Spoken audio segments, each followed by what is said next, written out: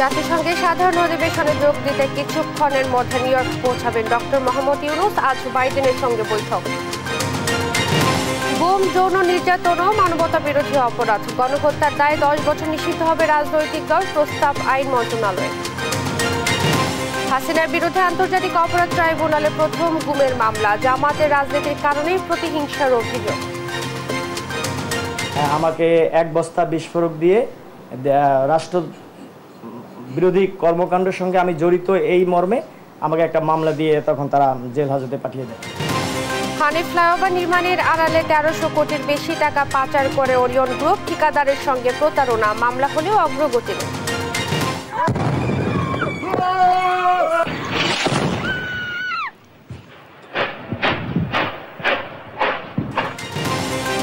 এবং লেবাননে তীব্র হচ্ছে ইসরায়েলের হামলা, প্রাণহানি বেড়ে 492, আহত সহস্রাধিক মানুষ, পাল্টা জবাব হিজবুল্লাহর। দেখছিলেন সংবাদ শিরোনাম, সঙ্গে আছি আমি ইশরাত জাহান মনি। এবারে বিস্তারিত।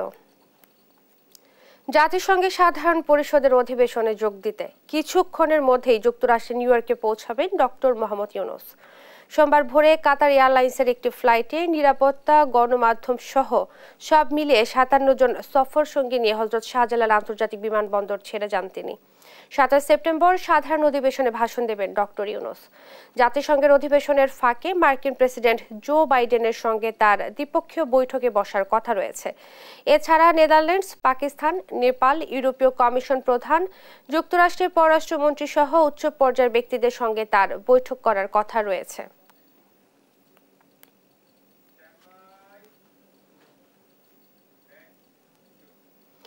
গণহত্যা, গুম, যৌন নির্যাতনকে মানবতা বিরোধী অপরাধ হিসেবে গণ্য করা, গণহত্যার অপরাধে রাজনৈতিক দল নিষিদ্ধ সহ আন্তর্জাতিক অপরাধ ট্রাইব্যুনাল আইনে 8টি সংশোধনী প্রস্তাব করেছে আইন মন্ত্রণালয়। এ নিয়ে বিশিষ্টজনের সঙ্গে মতবিনিময় সভায় আইন উপদেষ্টা বলেন, বিচারে স্বচ্ছতা, জবাবদিহিতা ও আন্তর্জাতিক মান বজায় রাখাই সরকারের লক্ষ্য। এ সময় বিগত সরকারের কলঙ্কিত নির্বাচন আয়োজনকেও মানবতা বিরোধী অপরাধ হিসেবে গ্রহণের আহ্বান জানান সুজন সম্পাদক ডক্টর বদিউল আলম মজুমদার। আরও জানাচ্ছেন জান্নাতুল মোহনা।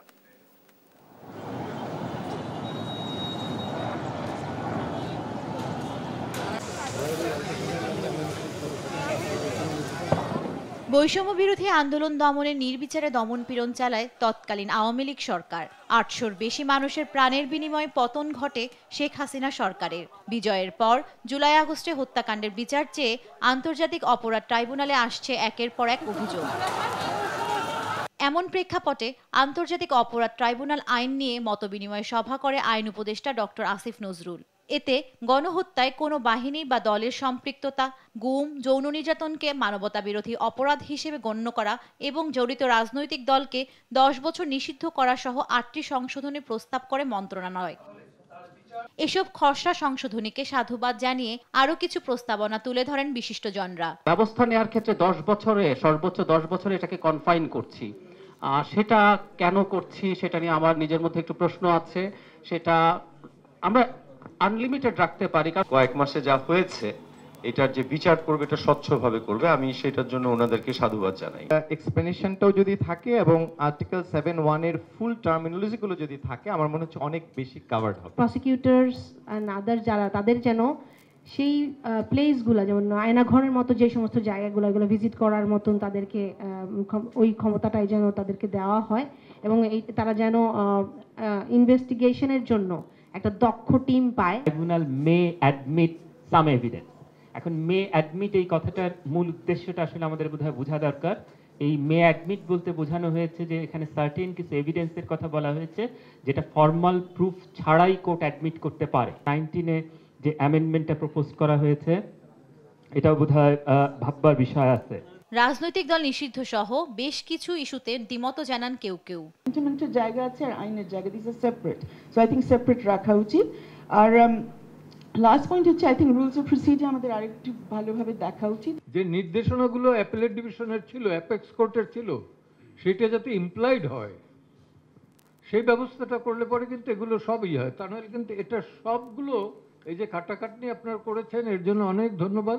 কিন্তু এটা ব্যর্থতায় পর্যবসিত হয়। ব্যানের কথা শুধু বলছি পলিটিক্যাল পার্টি, কিন্তু অন্য কোনো অর্গানাইজেশন যদি এই ধরনের ক্রাইম করে সেই ক্ষেত্রে ওই সমস্ত অর্গানাইজেশনকে আমরা ব্যান করব বা কি ধরনের তাদের বিরুদ্ধে শাস্তিমূলক ব্যবস্থা নেব সেই কথাটা এখানে মনে হয় অনুপস্থিত আছে। এখানে 10 ইয়ার্স যে লেখা হয়েছে সেখানে এটি পরিবর্তন করে যেন এটি বলা হয় যে চিরদিনের জন্য, কারণ আমরা দেখেছি 4টি অপরাধ নিয়ে নিজের ভাবনা তুলে ধরেন সুশাসনের জন্য নাগরিক সুজন সম্পাদক ডক্টর বদিউল আলম মজুমদার।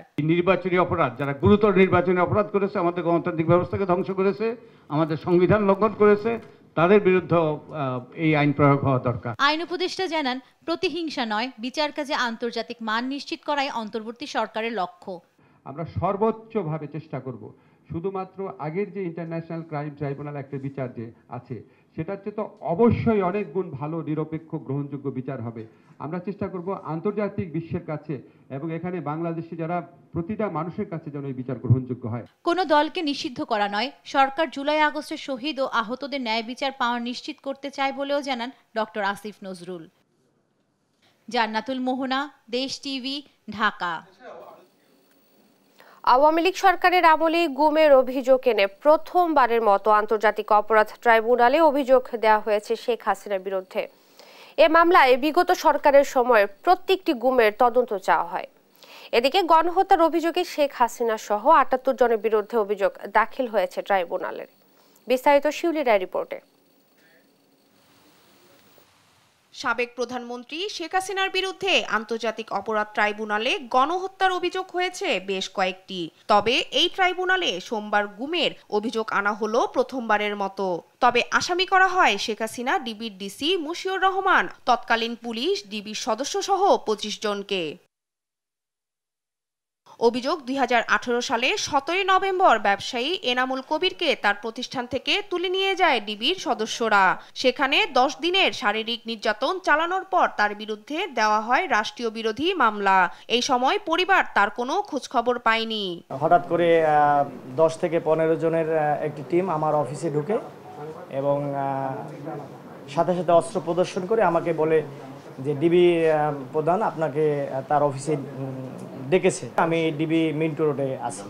এরপরে আমার পরিবার অনেক খোঁজাখুঁজি করেছে, কোথাও সন্ধান পায়নি। 10 দিন পরে আমাকে 1 বস্তা বিস্ফোরক দিয়ে রাষ্ট্র বিরোধী কর্মকাণ্ডের সঙ্গে আমি জড়িত এই মর্মে আমাকে একটা মামলা দিয়ে তখন তারা জেল হাজতে পাঠিয়ে দেয়। তিনি বলেন, জামাতের রাজনীতি করায় তৎকালীন সরকারের গুমের শিকার হন বলে দাবি করেন। আমাদের নেতৃবৃন্দকে ধরিয়ে দেওয়ার জন্য তাদের ইনফরমেশন চাচ্ছিল। তো আমি বলছি যে না, আমি তো জানি না তারা কোথায় থাকে। বিভিন্ন ধরনের তথ্য জানতে চায়, আমি সেগুলো দিতে তো সক্ষম নই, কারণ তারা যে তথ্য চায় সেটা তো আমার কাছে নেই। মামলার বিষয়ে ট্রাইব্যুনালের চিফ প্রসিকিউটর বলেন, ২০০৯ থেকে ২০২৪ পর্যন্ত গুমের ঘটনার তদন্ত ও বিচার চাওয়া হয়েছে। অতীত সরকারের বিভিন্ন সময়ে যত গুমের ঘটনা হয়েছে এই পুরো সময়ের মধ্যে সবগুলো গুমের ঘটনার তদন্ত উনি চেয়েছেন এবং বিচারও এখানে প্রার্থনা করেছেন। এ সময় তিনি আরো বলেন, পুলিশের এপিজি থেকে ফেলে দেওয়া ও গুলিতে নিহত ইয়ামিনের হত্যার ঘটনা এখন পর্যন্ত সাবেক প্রধানমন্ত্রী সহ ৭৮ জনের বিরুদ্ধে গণহত্যার অভিযোগ দেওয়া হয়েছে আন্তর্জাতিক অপরাধ ট্রাইব্যুনালে। শিউলি রায়, দেশ টিভি, ঢাকা। শুধু রাজনৈতিক মুক্তি নয়, অর্থনৈতিক মুক্তিও অর্জন করতে হবে বলে মন্তব্য করেছেন বিএনপির ভারপ্রাপ্ত চেয়ারম্যান তারেক রহমান। আর অন্তর্বর্তী সরকারকে হুঁশিয়ার করে তিনি বলেন, রাজনৈতিক অধিকার প্রতিষ্ঠা করতে গিয়ে এমন কোনো ভুল করা যাবে না যাতে স্বৈরাচার ষড়যন্ত্রের সুযোগ পায়। যেসব দল স্বৈরাচার পতন আন্দোলনে সম্পৃক্ত ছিল তাদের নিয়েই জাতীয় ঐক্য গড়ার কথাও বলেন তারেক রহমান। কিশোরগঞ্জের গণসমাবেশে ভার্চুয়ালি যুক্ত হয়ে এসব কথা বলেন তিনি। টিটু দাসকে সঙ্গে নিয়ে নিয়াজ মোর্শেদের রিপোর্ট। ছাত্র গণ অভ্যুত্থানের পর কিশোরগঞ্জে বিএনপির এই গণসমাবেশ। 10 বছর পর সুযোগ পেয়ে দলে দলে সমাবেশে অংশ নেন নেতাকর্মীরা। নানা প্লাকার্ড, ফেস্টুন নিয়ে স্লোগানে মুখর করে তোলে তারা। সমাবেশে ভার্চুয়ালি যুক্ত হন বিএনপির ভারপ্রাপ্ত চেয়ারম্যান তারেক রহমান। বলেন, মানুষের অধিকার প্রতিষ্ঠায় কোনো ভুল করা যাবে না। শুধুমাত্র রাজনৈতিক মুক্তি হলে, রাজনৈতিক অধিকার প্রতিষ্ঠা হলেই সকল কিছু হয়ে যায় না। রাজনৈতিক ক্ষমতা অর্জন, রাজনৈতিক অধিকার প্রতিষ্ঠা, পাশাপাশি আমাদেরকে বাংলাদেশের মানুষের অর্থনৈতিক মুক্তির সংগ্রামেও জয় যুক্ত হতে হবে। বাংলাদেশের মানুষের অর্থনৈতিক সংগ্রামেও আমাদেরকে জয় পেতে হবে। তাহলেই একমাত্র আমরা আমাদের যে আন্দোলন সেইটির কাঙ্ক্ষিত লক্ষ্যে আমরা পৌঁছতে সক্ষম হব। শুধু রাজনৈতিক অধিকার প্রতিষ্ঠাই নয়, অর্থনৈতিক মুক্তি অর্জনে সবাইকে ঐক্যবদ্ধভাবে কাজ করার আহ্বান জানান তিনি। সতর্কভাবে খেয়াল রাখতে হবে আমাদেরকে যে তারা এই কাজটি, জনগণের এই কাজটি করতে গিয়ে জনগণের রাজনৈতিক অধিকার প্রতিষ্ঠা যে কাজ, সেটি করতে গিয়ে এমন কোনো পরিস্থিতির উদ্ভব যেন না হয় যাতে করে অন্য স্বৈরাচার আবার কোনো ষড়যন্ত্র করার সুযোগ পায়। জনগণের ভোটে নির্বাচিত সরকারি উন্নয়ন পরিকল্পনা বাস্তবায়ন করবে। বিএনপি ক্ষমতায় গেলে গ্রামের প্রতিটি পরিবারকে ফ্যামিলি কার্ডের মাধ্যমে সহায়তার প্রতিশ্রুতিও দেন তারেক রহমান। নিয়াজ মুর্শিদ, দেশ টিভি, ঢাকা। হানি ফ্লাইওভার নির্মাণে 2150 কোটি টাকা ঋণ নেয় অরিয়ন গ্রুপ, কিন্তু প্রকল্পে খরচ হয় 788 কোটি টাকা। বাকি টাকা বিদেশে পাচার করে প্রতিষ্ঠানটি। এখানেই শেষ নয়, টোল থেকে প্রতি বছর নিজেদের পকেটে পুড়ছেন প্রায় 800 কোটি টাকা। এদিকে প্রকল্পের লিড পার্টনার দুবাইয়ের খ্যাতনামা প্রতিষ্ঠান বেলহাসা ইঞ্জিনিয়ারিং অ্যান্ড কনস্ট্রাকশন কোম্পানিকে দেশ ছাড়া করার অভিযোগ আছে অরিয়নের বিরুদ্ধে। সই জালিয়াতি করে পুরো কাজ বাগিয়ে নেওয়ার অভিযোগে মামলা হলেও 14 বছরেও নেই অগ্রগতি। বিস্তারিত শাহাদাত নিশাদের অনুসন্ধানী রিপোর্টে। মেয়র হানিফ ফ্লাইওভার ঢাকা চট্টগ্রাম মহাসড়কের সবচেয়ে ব্যস্ততম ফ্লাইওভারও বলা চলে। এবার দেশ টিভির হাতে আসা কিছু তথ্যে মিলল হানিফ ফ্লাইওভার প্রকল্পে বেপরোয়া লুটপাটের চিত্র। এত বড় একটি ফ্লাইওভার অরিয়ন গ্রুপ করলেও তাদের পকেট থেকে খরচ হয়নি কোনো টাকা, অথচ ফ্লাইওভারের নামে ব্যাংক থেকে লুট করেছে কয়েক হাজার কোটি টাকা। অনুসন্ধানে দেখা যায় ফ্লাইওভার নির্মাণে ব্যয় 670 কোটি টাকা ধরা হলেও প্রকল্প ব্যয় বাড়িয়ে করা হয় 2378 কোটি টাকা। বড় প্রতারণা হলো ফ্লাইওভারটি নির্মাণে নিজেদের কোনো টাকা খরচ না করেই সুবিধা নিচ্ছেন অরিয়ন গ্রুপ। চলুন দেখে আসি কিভাবে ঘটেছিল সেই প্রতারণা। অরিয়ন গ্রুপকে 2150 কোটি টাকা অর্থায়ন করে 6টি ব্যাংক ও বিনিয়োগ প্রতিষ্ঠান। এর মধ্যে রাষ্ট্রায়ত্ত সোনালী ব্যাংকের বিনিয়োগ 500 কোটি, রূপালী ব্যাংকের 550 কোটি, জনতা ব্যাংকের 600 কোটি ও অগ্রণী ব্যাংকের 500 কোটি টাকা। এছাড়া 50 কোটি টাকা করে বিনিয়োগ করে সোশ্যাল ইসলামী ব্যাংক ও investment corporation of Bangladesh ICB. অথচ ফ্লাইওভারটি নির্মাণে অরিয়নের মোট খরচ 788 কোটি টাকা। বাকি টাকা বিদেশে পাচারের অভিযোগ অরিয়ন গ্রুপের বিরুদ্ধে। অরিয়ন গ্রুপের প্রতারণা প্রকল্পের শুরু থেকেই। দরপত্রে কয়েকটি আন্তর্জাতিক প্রতিষ্ঠান অংশ নিলেও যোগ্য বিবেচনায় কাজটি পায় বাংলাদেশ দুবাই যৌথ পরিচালিত প্রতিষ্ঠান বেলহাসা একম and associate limited. প্রতিষ্ঠানটিতে বেলহাসা share 60% R Ekam engineering লিমিটেডের 40%। আবার একম ইঞ্জিনিয়ারিংয়ে 40%-এর মধ্যে অরিয়ন গ্রুপের চেয়ারম্যান ওবায়দুল করিম 50% নিজের কাছে রেখে তার বন্ধু রবিউল ইসলামকে দিয়েছিল 10 আর মুজিবুল হককে 40%। 2005 সালে বেলহাসার সাথে সিটি কর্পোরেশনের চুক্তি ছিল তারা লিড পার্টনার কোনোভাবেই পরিবর্তন করতে পারবে না। নির্মাণ কাজ শেষ করার 5 বছর আগে কোনোভাবেই শেয়ার ছেড়ে দেওয়া যাবে না। 2006 সালে তত্ত্বাবধায়ক সরকার ক্ষমতা গ্রহণের পর দুর্নীতির অভিযোগ তুলে প্রকল্পটি বন্ধ করে দেয়, বাতিল করা হয় জামানত। 2010 সালের 23 জুন আবারও ফ্লাইওভারটি নির্মাণের কাজ উদ্বোধন করেন শেখ হাসিনা। তবে এর আগেই কৌশলে বেলহাসা ইঞ্জিনিয়ারিং অ্যান্ড কনস্ট্রাকশনকে বের করে দেয় অরিয়ন গ্রুপের একম। জাল জালিয়াতি করে বেলহাসার শেয়ার হাতিয়ে নেয় ওবায়দুল করিম ও তার পরিবার। ওরিয়ন ইনফ্রাস্ট্রাকচার নামে আলাদা কোম্পানি করে প্রকল্পটি বাস্তবায়ন করে ওরিয়ন। একই সাথে সইজাল করে শেয়ার জালিয়াতির অভিযোগে ওবায়দুল করিমের বিরুদ্ধে আদালতে মামলা করে বেলহাসা। অভিযোগ আছে ফ্লাইওভারের কার্যাদেশ পাওয়ার পর ওরিয়ন বেলহাসা বাদেও অন্যান্য শেয়ার হোল্ডারদের একে একে তাড়িয়ে দেয় রাজনৈতিক প্রভাব খাটিয়ে। প্রথমে হামলা মামলা করে বড় শেয়ার হোল্ডার মুজিবুল হককে দেশ ত্যাগে বাধ্য করে।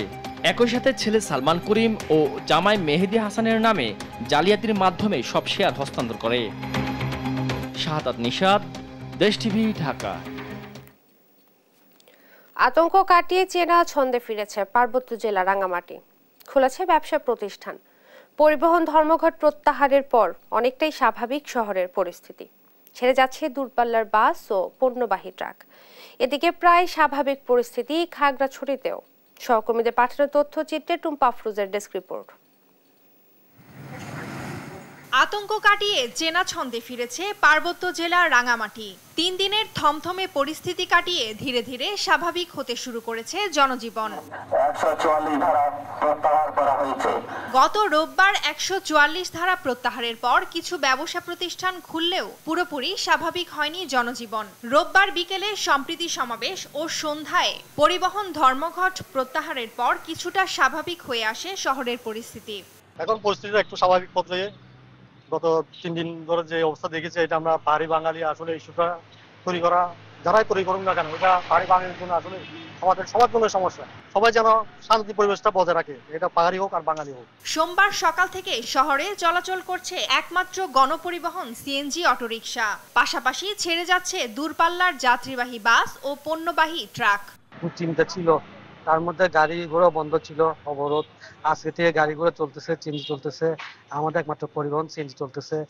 আজকে থেকে মোটামুটি স্বাভাবিক পর্যায়ে আছে। আমরা ব্যবসা বাণিজ্য করার জন্য আজকে থেকে বের হচ্ছি। ঘটনার পরে প্রায় 2-3 দিন বের হয়নি, আজ প্রয়োজনে বের হয়েছি, বাজারে এসেছি। প্রথম 2 দিনের তুলনায় বেড়েছে যান চলাচল। রাঙামাটি চট্টগ্রাম রুটে যান চলাচল করলেও বন্ধ রয়েছে রাঙামাটি খাগড়াছড়ি ও রাঙামাটি বান্দরবান রুট। পাশাপাশি বন্ধ আছে যাত্রীবাহী লঞ্চ চলাচলও। শহরের গুরুত্বপূর্ণ মোড়গুলোতে আইন শৃঙ্খলা বাহিনীর সদস্যরা সতর্ক অবস্থানে রয়েছে। এদিকে অবরোধের কারণে সাজেক ভ্যালিতে 3 দিন ধরে আটকা পড়ে আছেন প্রায় 1,500 পর্যটক। সাজেক রিসোর্ট কটেজ মালিক সমিতির সভাপতি জানান, পর্যটকদের থেকে নেওয়া হচ্ছে শুধু পানি ও বিদ্যুৎ খরচ। আমাদের সাধ্য অনুযায়ী গেস্টের জন্য যা যা করণীয় তা করার চেষ্টা করতেছি। আমরা চাচ্ছি যে আমাদেরকে এখান থেকে নামিয়ে দেওয়া হোক, আমরা যেন সুস্থ স্বাভাবিকভাবে বাসায় পৌঁছাতে পারি। অন্যদিকে খাগড়াছড়িতেও অনেকটা স্বাভাবিক জনজীবন। খুলেছে দোকানপাট, চলছে ছোট বড় যান। টুম্পা আফরোজ, নিউজ ডেস্ক, দেশ টিভি। উপহার হিসেবে ভারতে ইলিশ যাচ্ছে না, রপ্তানি হচ্ছে বলে জানান পরিবেশ উপদেষ্টা সৈয়দা রিজওয়ানা হাসান। সোমবার নোয়াখালীর কোম্পানিগঞ্জ উপজেলায় বন্যার সময় জোয়ারের তোড়ে ভেঙে যাওয়া মুছাপুর রেগুলেটর পরিদর্শনে গিয়ে সাংবাদিকদের প্রশ্নের জবাবে তিনি এই কথা বলেন। উপদেষ্টা আরও জানান, বৈষম্য বিরোধী ছাত্র আন্দোলনের সময় কিন্তু ভারত থেকেও সমর্থন এসেছে। আর ছোট ছোট বিষয়ের কারণে প্রতিবেশী দেশের সাথে আলোচনার পথ বন্ধ হোক এটি সরকার চায় না বলেও মন্তব্য করেন তিনি। ইলিশ কিন্তু ভারতে উপহার হিসেবে যাচ্ছে না, এটা রপ্তানি করা হবে এবং রপ্তানির টাকাটা বাংলাদেশ সরকার পাবে। সেটা খুব ছোট করে দেখার মতন টাকা না। যেটা বিবেচনা এসছে সরকারে সেটা হচ্ছে যারা এই ইলিশটা চাচ্ছেন তারাও কিন্তু এই বৈষম্য বিরোধী ছাত্র আন্দোলনে ওই পারে থেকে অনেক সমর্থন দিয়েছেন, সেটা আমরা সকলে দেখেছি। আমরা সবসময় মনে রাখতে হবে যে আমাদের প্রতিবেশীর সাথে অনেক বিষয়ে আমাদেরকে আলাপ আলোচনা করতে হবে। আমরা সেই আলোচনার দ্বারটা ছোট ছোট বিষয়ে বন্ধ হয়ে যাক, এটা চাই না। ভাত খাইয়ে তোফাজ্জলকে হত্যারও আগে গান গাইতে গাইতে আরেকজনকে পিটিয়ে হত্যা করা হয় চট্টগ্রামে। ঘটনাটি 14 আগস্টের হলেও বিষয়টি জানাজানি হয় কয়েকদিন আগে। জানা যায় নিহত যুবকের নাম শাহাদাত। সহকর্মী একেএম নাজিমের পাঠানো তথ্যচিত্রের ডেস্ক রিপোর্ট। এভাবেই গানের সুরে সুরে প্রকাশ্যে নির্যাতন করা হচ্ছে একজনকে। এমনকি যুবকের দেহটি নিথর হয়ে গেলেও উৎসব থামেনি হত্যাকারীদের। গেল 13 আগস্ট রাতে চট্টগ্রাম নগরীর 2 নম্বর গেট এলাকায় শাহাদত নামে এই যুবকের ওপর চলে এমন অমানসিক নির্যাতন। পরে 14 তারিখ শাহাদতকে ফেলে দেয়া হয় প্রবর্তক মোড়ে মেডিকেলের পাশেই। সেখানে 5 ঘন্টা পড়ে থাকলেও তাকে নেওয়া হয়নি হাসপাতালে, যার পরিণতি অকাল মৃত্যু। সন্তানকে হারিয়ে পাগল প্রায় মা। অন্যের বাসায় কাজ করে সংসার চালান তিনি। নগরীর ফলমন্ডি এলাকার ব্রয়লার কলোনিতে স্ত্রী, বোন আর মাকে নিয়ে থাকতো শাহাদত। ওর বন্ধুরা আমাদের এখানে আসি ওকে দাওয়াত দিয়ে নিয়ে গেছে। আগের দিন নিয়ে গেছে, পরের দিন আমরা লাশ পাইছি। এরকম কেন মারবে? এরকম সরকার করে কেন মারবে? এটি বিচার চায় সরকারের কাছে। কী কারণে সেদিন তার ওপর এমন বর্বরতা চলে তা এখনো জানে না কেউ। এ ঘটনায় ক্ষুব্ধ এলাকাবাসী। বন্ধুদের সাথে কি হয়েছে আমরা জানি না, বন্ধুরা তাকে ওখানে মারধর করতেছে, ছাত্ররা বলছে কি কি কি বলতেছে, যখন বললো বলতেছে মোবাইল চোর। আমরা একটা মানুষ মনে করে আপনারা ধরেন নাই না, এটা কারা ফালাইছে এটা আমরা বলতে পারছি, প্রাইভেট কার থেকে ফালা দিয়ে গেছে। জড়িতদের খুঁজে বের করার কাজ চলছে বলে জানান পুলিশ কর্মকর্তা। ইতিমধ্যে যে ভিডিওটি ভাইরাল হয়েছে, আমরা সেটা নিয়ে কাজ করতে গিয়ে দেখতে পাই যে এই বডিটি, এই শাহাদত হোসেন আসলে ওই ভিকটিম যাকে গান গিয়ে পেটানো হচ্ছে, এবং এটি শনাক্ত করেছেন ভিকটিমের স্ত্রী শারমিন। এটা নিয়ে আমরা ইতিমধ্যেই পর্যালোচনা করছি, বিশ্লেষণ করছি। এখানে এই ঘটনায় যারা জড়িত রয়েছে তাদেরকে শনাক্ত করার চেষ্টা চলছে এবং তাদেরকে অতি দ্রুতই আমরা আশাবাদী যে আইনের আওতায় নিয়ে আসতে সক্ষম হব। আইন নিজের হাতে তুলে নিয়ে এসব হত্যাকাণ্ডে জড়িতদের দৃষ্টান্তমূলক বিচারের দাবি এলাকাবাসীর। তা না হলে সমাজে এর বিরূপ প্রভাব পড়বে বলছেন সচেতন মহল। নিউজ ডেস্ক, দেশ টিভি। বৈষম্য বিরোধী আন্দোলনে আহতদের সব ধরনের চিকিৎসা সহায়তা দিতে প্রস্তুত চীনের বিশেষজ্ঞ চিকিৎসক দল। এদেশে সম্ভব না হলে প্রয়োজনে চীনে নেয়ার কথাও জানান তারা। সোমবার জাতীয় চক্ষু বিজ্ঞান ইনস্টিটিউট ও হাসপাতালে রোগী ও চিকিৎসা সক্ষমতা পর্যবেক্ষণ করছেন বিশেষজ্ঞরা। হাসান মাহমুদের প্রতিবেদন।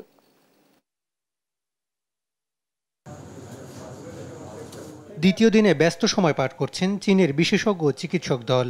সোমবার সকাল ৯টা থেকে জাতীয় চক্ষু বিজ্ঞান ইনস্টিটিউট ও হাসপাতালে বৈষম্য বিরোধী আন্দোলনে আহতদের অবস্থা দেখছেন চিকিৎসকরা। হাসপাতালটিতে বর্তমান ভর্তি থাকা ৪২ জনের চোখেই গুরুতর ক্ষত, আটকে আছে রাবার বুলেট। এসব রোগীর সর্বোচ্চ চিকিৎসা নিশ্চিতে সহযোগিতা করবে বিশেষজ্ঞ দল। গুলির আঘাতে অনেকেই হারাতে বসেছেন চোখের আলো, তবে চিকিৎসক দল আশ্বস্ত করছেন রোগীদের। লেন্স বিষয়ে কথা বলছে যে লাস্ট অপারেশনে লেন্স যেটা বসা দেওয়া হবে ইনশাল্লাহ কিছুটা হলে আশা পাওয়া যায়। চোখেরটা এখনো বের হয় নাই, ওটা ভিতরে আছে, এখন কি অবস্থা আছে এটা ডাক্তার অপারেশন না করা পর্যন্ত বলতে পারতেছে না। আমাদেরকে আশ্বস্ত করেছে আপনাদের সকল সুযোগ সুবিধা বলতে যদি প্রয়োজন হয় আপনাদের দেশের বাইরে নেওয়ার, সেটাও আমরা করব। প্রাথমিকভাবে রোগী ও হাসপাতালের প্রযুক্তিগত সুবিধা দেখছেন বিশেষজ্ঞ দলটি। চক্ষু বিজ্ঞান ইনস্টিটিউটের প্রযুক্তিতে চিকিৎসা সম্ভব হলে সেখানেই অপারেশন হবে বলে জানান হাসপাতাল পরিচালক। ওনারা যদি আজকে পেশেন্ট দেখার পরে যদি মনে করেন যে সেকেন্ড আরেকটা টিম আমাদের পাঠানো দরকার, ওনারা পাঠাবেন। এবং আমাদের চিঠি যেটা আমাদের কাছে এসেছে, এটার মাধ্যমে আমরা জানতে পেরেছি ওনারা যদি কোনো রোগীদেরকে নির্বাচন করেন চায়নাতে নিয়ে যাওয়ার জন্য, সেই সুযোগ হয়তো ওনারা তৈরি করবেন। অন্তর্বর্তী সরকারকে সহযোগিতার অংশ হিসেবে চীন সব ধরনের সহযোগিতা দিতে প্রস্তুত বলে জানান চীনা দূতাবাসের প্রতিনিধি লি সাওপেং। We support the interim government and Bangladeshi people. The doctor want to see the injured people, see the situation, see how they injured, and the increment, what increment in Bangladesh hospital, and they will know the situation. They can decide next step. মঙ্গলবার Dhaka medical college হাসপাতাল এবং জাতীয় burn ও plastic surgery ইনস্টিটিউটে রোগী ও চিকিৎসা সক্ষমতা পর্যবেক্ষণ করবে প্রতিনিধি দল। একই সঙ্গে পর্যবেক্ষণ করবে বঙ্গবন্ধু শেখ মুজিব মেডিকেল বিশ্ববিদ্যালয়। হাসান মাহমুদ, দেশ টিভি, ঢাকা। দেখছেন সংবাদ সকাল। ময়মনসিংহের মুক্তাগাছা শহীদ স্মৃতি সরকারি কলেজের অধ্যক্ষ ইদ্রিস আলী সহ ৩ শিক্ষকের বিরুদ্ধে নানা অনিয়ম দুর্নীতির অভিযোগ উঠেছে। গেল ৫ বছরে ভর্তি ও ফর্ম পূরণ খাতেই তারা হাতিয়ে নিয়েছেন ২ কোটি টাকা। বিভিন্ন খাত দেখিয়ে অবৈধভাবে অতিরিক্ত টাকা নেওয়ার বিষয়টি স্বীকারও করেছেন অধ্যক্ষ নিজে। সহকর্মী ইলিয়াস আহমেদের তথ্যচিত্রের ডেস্ক রিপোর্ট। শিক্ষাই জাতির মেরুদণ্ড হলেও কিছু ক্ষেত্রে বাস্তবতা একেবারে ভিন্ন। শিক্ষা গ্রহণ পদ্ধতি সহজ করার কথা থাকলেও অনেক সময় তৈরি করা হয় জটিলতা। এমনই কিছু বাজে অভিজ্ঞতা হচ্ছে শহীদ স্মৃতি সরকারি কলেজে ভর্তিচ্ছু শিক্ষার্থীদের। সেখানে ২০২২-২৩ শিক্ষাবর্ষে একাদশ শ্রেণীতে ভর্তি বাবদ সরকার সর্বোচ্চ ২,৫৬০ টাকা নির্ধারণ করলেও নেওয়া হচ্ছে আরও বেশি। কলেজের অধ্যক্ষ ইদ্রিস আলীর নির্দেশে প্রত্যেক শিক্ষার্থীর কাছ থেকে নেওয়া হচ্ছে সর্বোচ্চ ৩,২৬০ টাকা। অভিযোগ রয়েছে গেল ৫ বছরে একাদশ শ্রেণীর অতিরিক্ত ভর্তি ফি থেকেই ৪৩ লাখ টাকা নেন অধ্যক্ষ ইদ্রিস আলী, সহযোগী অধ্যাপক শাহ মোহাম্মদ মাহফুজুল বারী এবং গ্রন্থাগারিক আলী হায়দার সিন্ডিকেট। দ্বাদশ ও স্নাতকে ভর্তি ফর্ম বাবদ এই সিন্ডিকেট হাতিয়েছেন ২ কোটি টাকা। বলছে এই কমিটির 70% টাকা উনি রেখে দিবেন, বাকি 30% টাকা সবার মধ্যে ডিস্ট্রিবিউট হবে। এটা আমি রাজি হয়ে যাই। শিক্ষার্থীরা বলছেন স্বৈরাচারী শেখ হাসিনা সরকারের এমপিদের ছত্রছায়ায় কলেজটিতে দুর্নীতির রাজ্য করেছেন অধ্যক্ষ ইদ্রিস আলী। কলেজে নানা ধরনের অনিয়ম এবং লুটপাট দুর্নীতির ঘটনা ঘটে আসছে দীর্ঘদিন ধরেই। এখানে যদি কেউ প্রতিবাদ করে তাদেরকে বদলি করে দেওয়া হয়, বিভিন্ন টিচার যারা আছেন না তাদেরকে বিভিন্ন ধরনের ভয় ভীতি প্রদর্শন করা হয়। ভর্তি ফর্মের সময় আপনার টাকা বেশি নেওয়া, তারপর মনে করলেন যে এবার এই কলেজের নিজস্ব জমি আছে কাজলকুটা বিল, সেখানে আপনার বিল্লাল সরকারের জামাতা তার সাথে যুগসাজশ করে আপনার মাছ চাষ করে। অতিরিক্ত টাকা নেয়ার বিষয়টি স্বীকার করে অধ্যক্ষ ইদ্রিস আলী জানিয়েছেন সেই টাকা অন্য খাতে ব্যয় করা হয়েছে। এই টাকাটা দিয়ে ধরো আমরা ওই যে ধরো আইডি কার্ডে 30 টাকা ধার্য আছে, তো এই বেসরকারি কলেজে দেখা গেল যে মানে এত সুন্দর আইডি কার্ড দেয় আমরা পারি না কোনোভাবে, এই 30 টাকা আবার আইটি ব্যাকটের দিয়ে 26-27 টাকা থাকে, তখন আমরা ওই জায়গায় কিছু সাবসিডি দিই। নিজে চিঠি বানিয়ে অধ্যক্ষের অতিরিক্ত টাকা নেয়া অপ্রত্যাশিত বলছেন ময়মনসিংহ শিক্ষা বোর্ড চেয়ারম্যান। প্রান্তিক পর্যায়ে শিক্ষার্থীদের কাছ থেকে সরকার নির্ধারিত ফি ব্যতীত বিশেষ করে সরকারি কলেজের কোনো ওয়ে নাই, কোনোভাবেই নিতে পারে না। বিষয়টি তদন্ত করে দোষীদের বিরুদ্ধে আইনি ব্যবস্থা নেয়ার দাবি সংশ্লিষ্টদের। নিউজ ডেস্ক, দেশ টিভি।